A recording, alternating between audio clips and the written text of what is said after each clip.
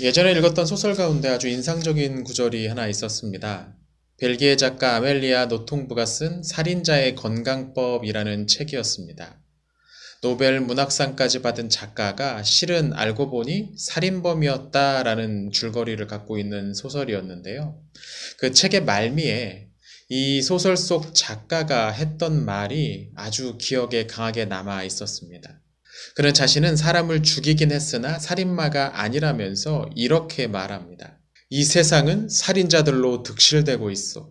누군가를 사랑한다 해놓고서 그 사람을 쉽게 잊어버리는 사람들 말이요. 누군가를 잊어버린다는 것, 그게 뭘 의미하는지 생각해 본 적이 있어. 어떻게 보면 좀 뻔뻔스러운 대사였지만 거기 담긴 내용이 아주 묵직하게 느껴졌습니다.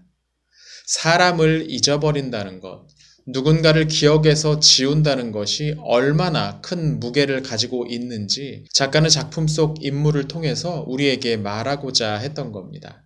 작가는 누군가를 잊어버리는 것이 우리 안에서 그의 존재를 죽이는 것과 마찬가지라고 말하고 있는 겁니다. 정말로 그런 것 같기도 합니다. 사람에게 가장 큰 충격을 주는 일 가운데 하나는 내가 믿고 있던 대상으로부터 버림받는 것, 잊혀지는 것, 배신당하는 일이기 때문입니다. 그런데 오늘 시편에서 시인은 하나님께서 자신을 잊어버렸을까 두려워하고 있습니다. 그가 번민하고 종일토록 근심하는 가장 큰 이유가 여기에 있었습니다. 물론 그는 여러 적대 세력들로부터 고통을 받고 있었을지도 모릅니다. 혹은 아주 큰 질병에 걸려서 생사를 오고 가는 상황이었을지도 모릅니다. 하지만 그런 위협보다 그를 더 두렵게 만들었던 것은 이제 자신이 붙잡을 수 있는 유일한 대상인 하나님께서 자신을 잊어버리셨을지도 모른다는 걱정이었습니다. 여러분 가운데서도 혹시 이런 오늘 시편의 시인과 같은 생각을 해보신 분이 계시는지 모르겠습니다. 기도를 하는데 좀처럼 하나님의 응답이 들리지 않을 때가 있습니다.